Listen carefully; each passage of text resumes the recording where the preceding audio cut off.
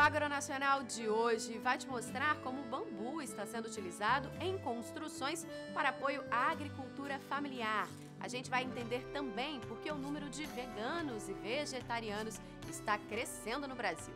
Além disso, o programa vai visitar uma fazenda de criação de ovelhas em Brasília e um programa de residência agronômica no Rio de Janeiro. É o Mundo do Campo na tela da TV Brasil. O Agronacional começa agora.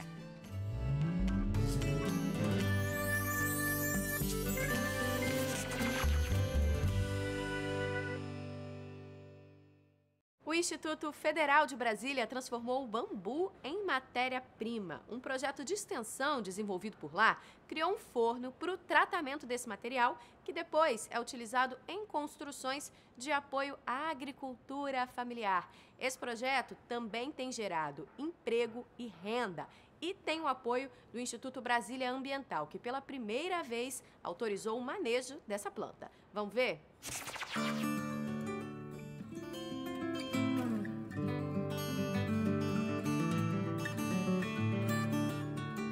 Essa área aqui da estação ecológica, ela foi anteriormente reduto de chácaras e fazendas. Na criação da estação, lá por volta de 68, ela foi criada como reserva biológica. Como reserva biológica, ela permitia algumas atividades. Aí em 88 virou estação ecológica de uso restrito e essas propriedades foram desapropriadas. E com isso restou já algumas culturas de plantio que tinha nessas propriedades, como o bambu. Então esse bambu, com a presença de umidade que nós temos aqui bastante nascente, água, o bambu vai se proliferando. E ele é um invasor, é uma gramínea invasora voraz. Então a cada tempo que passa ele vai aumentando a sua extensão dentro da mata nativa, dentro do cerrado. E a nossa intenção no plano de manejo já era extinguir esse bambu. E isso casou com a proposta do projeto da UNB de utilização da matéria-prima do bambu para suas atividades práticas. E foi um casamento perfeito, porque culminou num projeto de manejo do bambu, com a extração da matéria-prima para as atividades e o manejo para estancar o crescimento dessa mata de bambu. Projeto que tem acontecido nos últimos 3 semestres na Universidade de Brasília, em parceria com o IBRAM, em parceria com o IFB Planaltina, né, com os professores lá da agroecologia. E o que é esse projeto? Né? É um laboratório de manejo sustentável com o bambu. Então nós começamos com uma pesquisa de tratamento de bambu, que é muito legal ter bambu à vontade, como a gente tem aqui 3 hectares, mas não é fácil processar esse bambu. E os métodos de tratamento hoje, eles são muito agressivos, normalmente com substâncias químicas e um uso insustentável de água, muita água. Normalmente põe-se o bambu numa piscina cheia de veneno e ele fica lá por 30 dias e depois não se sabe o que fazer com aquela água contaminada. Mas na agroecologia, onde eu estou fazendo o projeto, a gente tem essa preocupação, né, com os processos ecologicamente corretos. Então a nossa ideia é utilizar extratos vegetais, de plantas taninosas, né, o angico, a aroeira, o barbatimão, a acácia negra, como uma infusão, um chá de infusão, onde a gente trata esse bambu com vapor. E a Universidade de Brasília organizou o que a gente chama de PEAC, né, que é um projeto de extensão continuado com a comunidade, para dar apoio e fluxo a essa atividade, né? E a gente tinha essa possibilidade de trazer os estudantes, trazer a comunidade e pensar um pouco como manejar isso. Eu posso fazer móveis? Posso. Eu posso fazer estruturas geodésicas incríveis que aportem 1000 pessoas debaixo de uma geodésica? Posso. E como fazer isso, né? Então a gente precisava montar um laboratório. Então no 1º de 2018 a gente aprovou esse PEAC, chamado LAPEC Faz, que é o Laboratório em Fazeres e Saberes Sustentáveis com o Bambu. A gente está, sobretudo, na vanguarda do manejo de fato sustentável que produz impacto ambiental e impacto social. A gente conta com alguns colaboradores, muitos estudantes também nos demandam isso. A Universidade de Brasília ela tem alguns campos que discutem isso, mas a praxis, a elaboração, a projeção disso, colocar de fato a mão no bambu, a gente ainda não tinha. Então a nossa proposta é um projeto de pesquisa participativa. Nós estamos chamando a comunidade a participar do processo de pesquisa E eles vão acompanhar esse processo todo, trazendo o seu conhecimento também empírico. Então, como a gente lida com pessoas do campo, eles têm normalmente muitas receitas de plantas que servem para imunização, para tratamento de bicheira, e além de outras colaborações dos próprios alunos, no sentido de criar elementos ou instrumentos, utensílios de bambu, além da residência, né? Então hoje já se tem catalogado 3.000 usos do bambu. A unidade de tratamento de bambu é baseada num sistema de aquecimento habitacional nos países europeus, né? Na Espanha foi quem desenvolveu o sistema Rocket, né? As estufas Rocket de aquecimento. Eu fiz uma leitura desse projeto e então aproveitei a câmara de combustão, onde a gente usa o bambu como lenha, para produzir o vapor.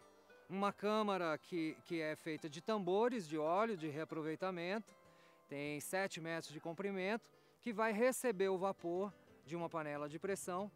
Então os bambus vão entrar dentro daquele túnel e vão receber esse vapor de tanino por algumas horas, que a gente ainda vai testar. Depois ele sai, desce, vai para outra câmara embaixo, que recebe o calor onde o bambu é seco. Quando o bambu chegar a uma umidade máxima de 10%, ele está pronto para o uso. Aí ele vai ser trabalhado como essa flauta, vai ser lixado e vai ser impermeabilizado. A partir de agora, nós vamos colocar em funcionamento a unidade de tratamento de bambu, instalada no Instituto Federal, onde esse bambu todo coletado aqui vai ser beneficiado, catalogado, armazenado. A nossa proposta é de criar um modelo de casas pré-moldadas. E a unidade de tratamento no Instituto Federal vai passar a ser uma espécie de cooperativa, uma oficina cooperada. É importante falar também que o manejo do bambu faz parte de uma coisa que nós chamamos de tecnologia social. Então, como é que a gente reinventa algumas práticas, reinventa alguns usos, né? De modo que isso possa ser reaplicado em comunidades que têm algum tipo de carência. Então, o bambu me permite pensar em casas, casebres, em áreas de apoio, em redários, em áreas de convivência, né? Para quem está em assentamento, para quem é da agricultura familiar. Fora outros espaços que a gente também poderia adentrar e ver com muita utilidade. Mas, sobretudo isso, revitalizar espaços em que a mão de obra não necessariamente é qualificada, mas que a gente pode levar o que a gente produz aqui de técnica dentro do laboratório, fazer o devido manejo e fazer construções que são extremamente funcionais, que são construções harmônicas. A gente está dentro do cerrado, é importante falar isso, né? Então, como manejar sem criar um paisagismo que não tem nada a ver com o cerrado? O bambu é uma alternativa.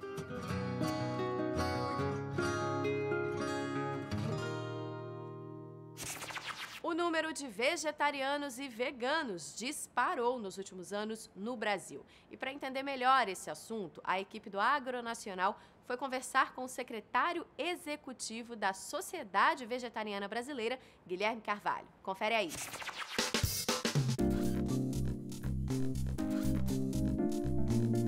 A Sociedade Vegetariana Brasileira é uma ONG que atua há 16 anos promovendo a alimentação vegetariana e vegana no Brasil. E a gente tem também de 6 anos para cá alguns novos programas, o programa de certificação Selo Vegano para produtos industrializados e o programa Opção Vegana, que é para food service.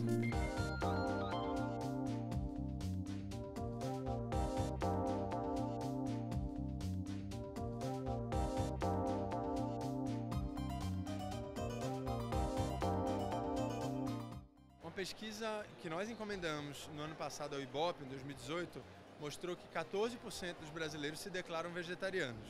Então são quase 30 milhões de brasileiros.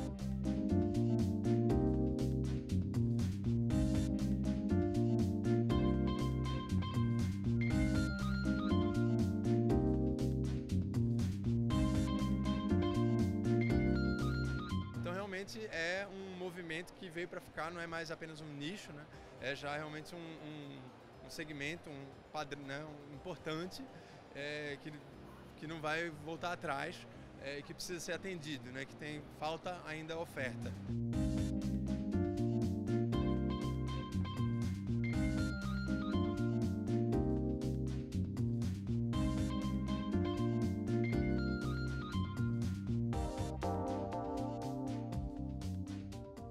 acho que existe uma relação interessante aí com o setor agrícola, porque, na verdade, a carne ela está passando por um processo, iniciando a passar por um processo de ressignificação, né, em que a carne antiga, a carne animal, a carne que é extraída de um animal que viveu e foi tirada a carne do seu músculo depois que ele foi abatido, tende a se tornar obsoleta com o passar do tempo.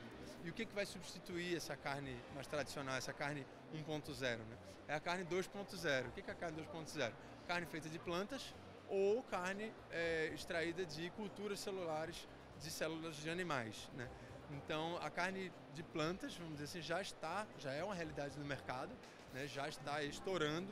Tem vários casos no mundo e no Brasil também agora, de produtos à base de vegetais. Então é a proteína vegetal, né? Hoje a proteína, né, dessa carne 2.0, ela vem de feijões, né? Ela vem de leguminosas, seja um feijão, uma ervilha, uma lentilha, um grão de bico, soja. Então esse segmento, acredito que tem muito a se desenvolver e muito a se beneficiar, né, e a participar dessa mudança de padrão de consumo, fornecendo esse tipo de matéria-prima.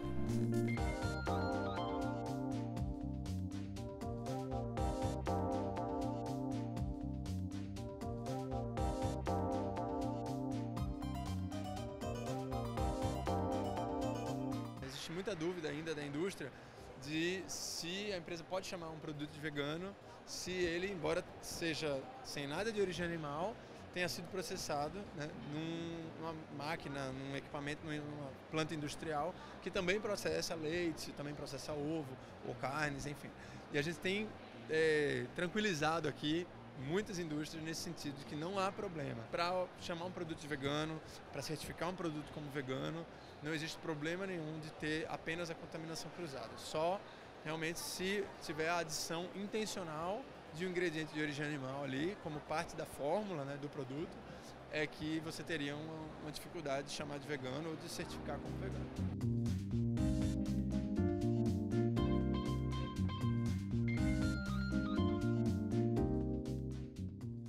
O selo vegano hoje já tem mais de 1000 produtos no Brasil, são mais de 120 empresas. Na verdade, qualquer indústria pode solicitá-lo e a empresa, então, deve provar 3 critérios. A ausência de ingredientes de origem animal no produto, a ausência de testes em animais do produto finalizado e a ausência de testes em animais também dos ingredientes. É um processo eminentemente documental, né? São exigidas as documentações comprobatórias e aí, sendo aprovado, você já ganha o selo vegano, assina o contrato, já pode colocar o selinho no seu produto, que eu acho que ajuda muito tanto a educar, né, contribuir com a indústria, com a cadeia de fornecimento, as cadeias de fornecimento, para que elas se apropriem melhor desse conceito e saibam, né, se estão fornecendo um insumo vegano para produzir e tal, quanto também, claro, para o consumidor, né, que a gente sabe que vai ver de longe, vai identificar, vai levar esse conceito a mais lugares. Então a gente acredita muito nesse programa, não só como uma certificação, né, mas também como uma ferramenta de transformação da sociedade para melhor.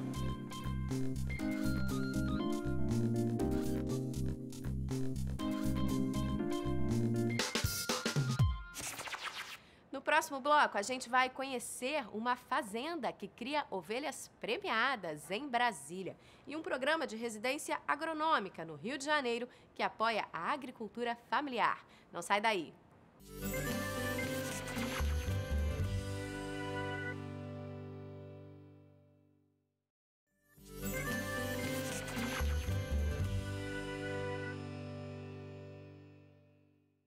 Agora a gente vai até uma fazenda no Distrito Federal para saber como é feita a criação de ovelhas premiadas. Os rebanhos desse Aras têm atraído produtores de todo o Brasil e também do exterior. Lá, eles criam animais das raças Dorper e White Dorper, que são fornecidos como matrizes e podem ser utilizados também no cruzamento com outras raças.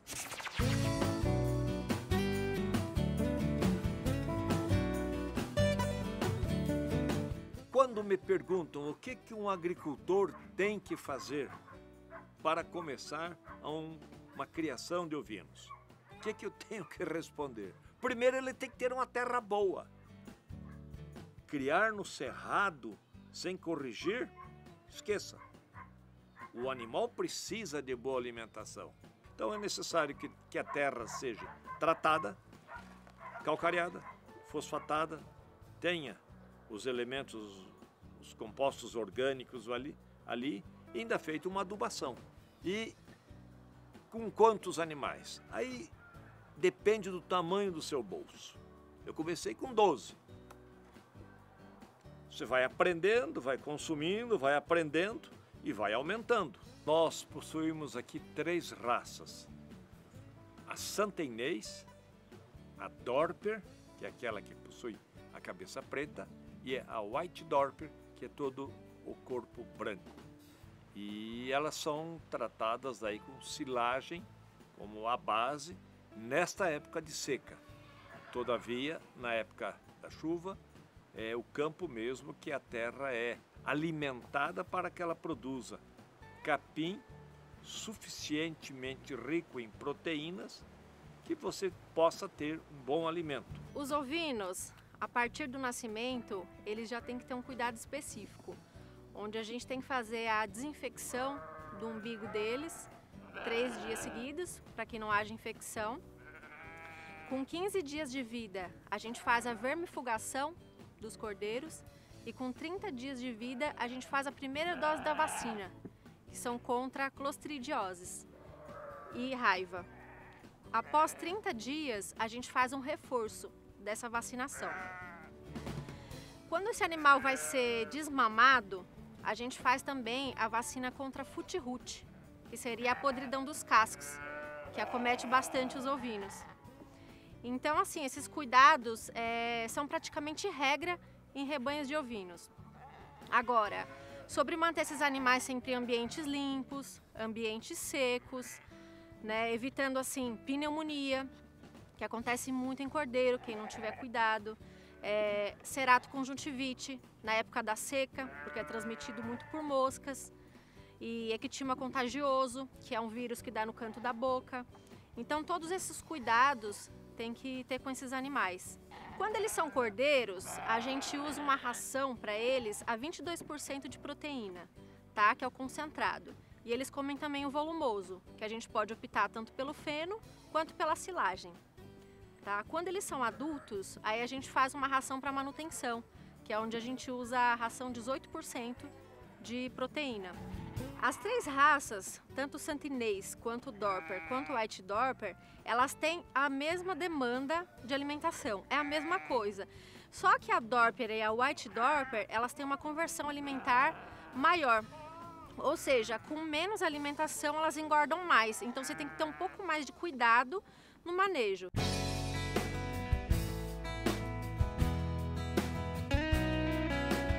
Aqui na fazenda, a gente mexe com genética, que a gente faz a venda de matrizes e reprodutores, e a gente também trabalha com os animais para abate, onde a gente cruza a raça Santa Inês, que é uma fêmea rústica, é uma fêmea que tem habilidade materna, com a raça Dorper, que é o reprodutor, que ele vai passar a carcaça para os cordeiros. Os animais de genética, a gente faz tanto a monta natural, quanto a inseminação artificial, quanto transferência de embrião, tanto quanto FIV, que é a fertilização in vitro. O que dá mais retorno para nós é a venda das matrizes, do material genético. Nós não vamos vender um borrego qualquer, nós estamos vendendo um animal com registro. E eles foram inspecionados pelo técnico da Associação Brasileira de Criadores de Ovino. E isso nos garante um registro e uma eficiência de ser um bom material genético. A raça Santa Inês, ela é uma raça tardia, um pouco mais tardia comparada à Dorper. Então, com 1 ano de idade, a gente faz a monta natural, a inseminação artificial ou FIV que seja. Já a raça Dorper e o White Dorper, com 8 meses de idade, a gente já pode começar a fazer essa inseminação. O ovino, ele tem um ciclo bastante curto, o que é interessante para um produtor. Com 90 dias, a gente faz a desmama desse cordeiro, com em média 18 a 20 quilos, e com 60 dias de confinamento, esse animal já ganha uma arroba, ou seja, 15 quilos, e aí vai para abate com 5 meses de idade e 35 quilos. O mercado absorve toda essa nossa produção. O Brasil, por incrível que pareça, ele exporta carne bovina, carne de aves, exporta suínos, sendo os grandes campeões mundiais de exportação. Mas o Brasil importa 50% da carne ovina. Então nós temos mercado. Devemos sim produzir, porque em Brasília nós temos a necessidade da produção. E no Brasil também. Então a chance está aí.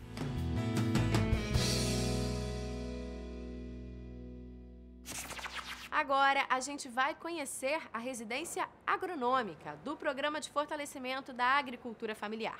Esse projeto é coordenado por professores da Universidade Federal Rural do Rio de Janeiro.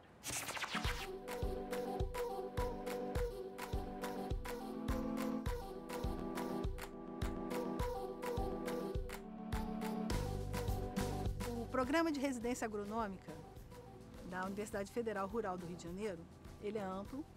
E eu vou falar agora do programa relacionado ao nosso programa de extensão, que é o Programa de Fortalecimento da Agricultura Familiar, no qual nós temos 4 residentes. E quem são os residentes? São agrônomos com até 2 anos após a graduação. E eles trabalham no projeto viabilizando toda a assistência técnica, toda a organização da Feira da Agricultura Familiar, do programa de vendas para o restaurante universitário, programa de aquisição de alimentos, que é uma política pública e que, para ele funcionar e o agricultor conseguir vender para o restaurante universitário da universidade, ele precisa receber orientações até de como tirar uma nota fiscal. E uma coisa muito importante dessa residência agronômica é que eles são capacitados em serviço e dentro de uma área em que muito necessária, que é a preparação do agrônomo para atuar junto à agricultura familiar, que é uma situação completamente diferente de outros tipos de produção.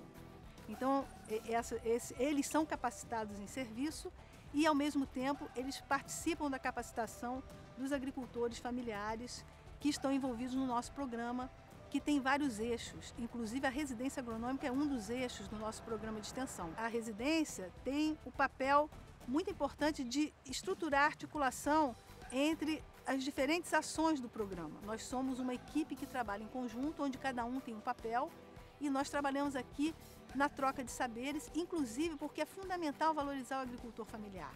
É fundamental perceber o que ele tem a nos ensinar e o que nós podemos devolver como tecnologia, como formação, como orientação para que eles se desenvolvam de uma maneira mais eficiente, que eles tenham um ganho maior de produção, que eles possam se sentir cidadãos, porque o que nós vemos na agricultura familiar, que apesar dele ser extremamente relevante para a sociedade, praticamente 70% dos produtos que estão na mesa do brasileiro são da agricultura familiar, embora a área seja muito pequena em relação ao total de área plantada ou de área disponível para a agricultura, né, cerca de 25%, eles são invisíveis e são extremamente explorados na sociedade, não são valorizados naquilo que eles fazem e têm um potencial enorme de contribuir para a sustentabilidade e para a segurança alimentar da sociedade.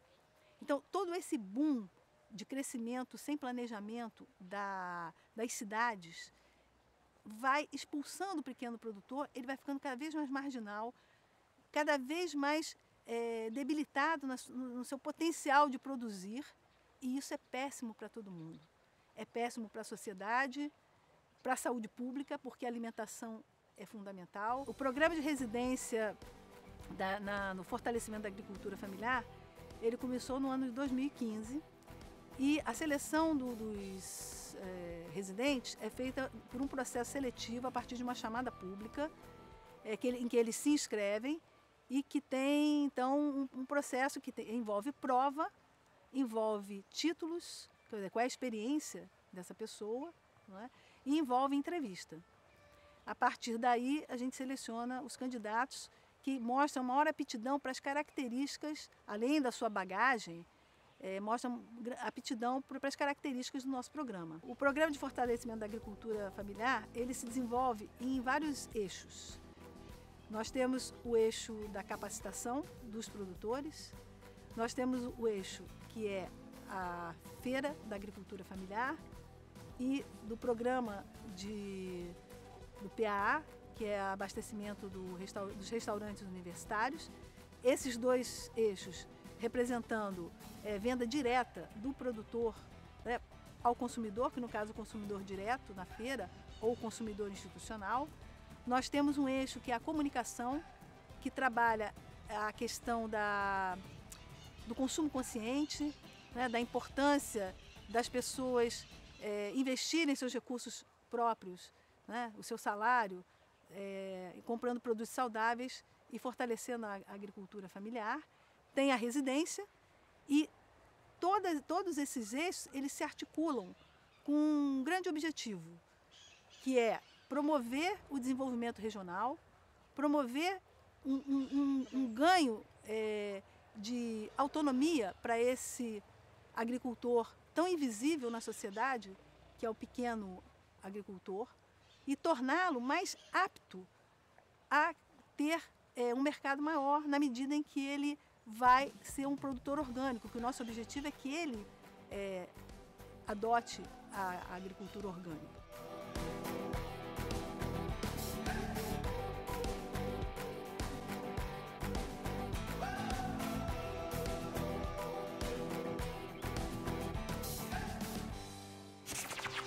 O programa de hoje fica por aqui, mas na semana que vem a gente volta com mais informações sobre a agropecuária do país e com informações úteis para o produtor rural. Agronacional é o mundo do campo na tela da TV Brasil.